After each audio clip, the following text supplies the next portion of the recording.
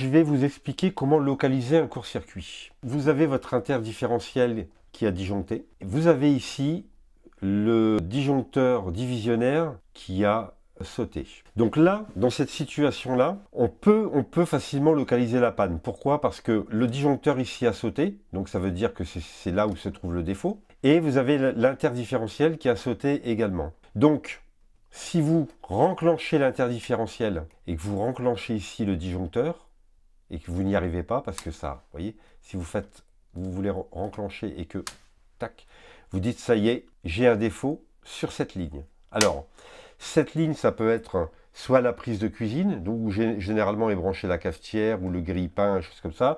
Ça peut être le lave-linge, c'est assez fréquent. Ça peut être le lave-vaisselle aussi, c'est assez fréquent. C'est généralement tous les appareils électroménagers qui sont alimenté par de l'eau et par de l'électricité. C'est généralement là qu'il y a un souci.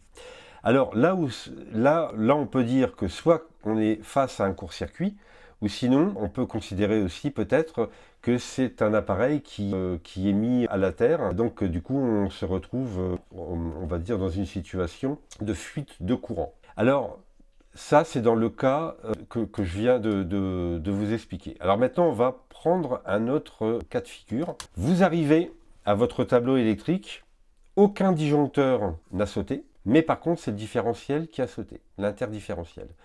Quand vous voulez le renclencher, tac, ça saute. Alors dans ce cas-là, on dit c'est ça, c'est à cause de ce circuit-là, à cause de ce circuit-là, à cause de celui-là, à cause de celui-là, vous ne savez pas.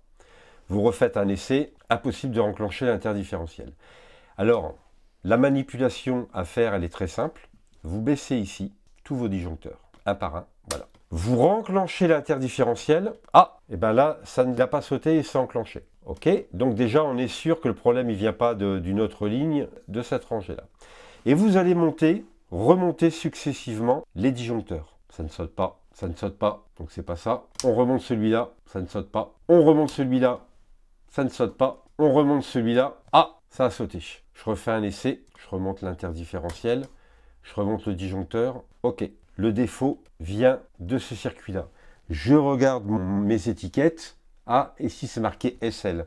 Donc c'est le sèche-linge. Donc j'ai un défaut sur mon sèche-linge. Première chose à faire pour être sûr que c'est bien le sèche-linge, parce que ça peut être une étiquette qui est mal répertoriée. Hein. Ça peut arriver. Ça peut être marqué SL et puis finalement c'est tout simplement une prise de courant. Alors ce que je vais faire, c'est que je vais aller à mon sèche-linge et je vais débrancher la prise du sèche-linge. Et je vais remonter mon disjoncteur. Donc je fais l'essai, j'ai retiré la prise de mon sèche-linge, je reviens ici à mon tableau électrique, je remonte le disjoncteur, ok. Donc c'est bien ça. Donc c'est bien le sèche-linge qui est en défaut. Alors là, vous voyez, l'astuce que je viens de vous donner, c'est quelque chose qui est très important, qui peut vous rendre service avant d'appeler le dépanneur. Hein. Donc voilà, comment on localise un court-circuit. Donc court-circuit, disjoncteur thermique. Hein. Là, on peut être face à un court-circuit lorsque le disjoncteur thermique saute. Et lorsque les deux sautent, le disjoncteur thermique et l'interdifférentiel, là, il va falloir localiser la panne dans un premier temps et puis regarder la nature de la panne. Est-ce que c'est un court-circuit franc? Donc ça peut être une pièce métallique qui tombe dans un grille-pain par exemple, donc du coup ça va être un court-circuit franc, ou est-ce que c'est une fuite de courant qui peut être due à un appareil défectueux et le courant s'en va par la terre, quoi. Donc ça c'est à déterminer, c'est un peu plus compliqué pour un particulier, mais par contre pour localiser une panne, ça c'est quelque chose qui peut être à la portée de tout le monde. Alors aussi, je le dis et je le répète aussi, si vous manipulez des disjoncteurs, manipuler les disjoncteurs avec le capot fermé, bien entendu. Il n'y a pas, pour localiser un court-circuit ou un problème d'interdifférentiel, il n'y a pas besoin d'enlever le capot. Vous l'enlevez si vous manipulez des fils électriques hors tension.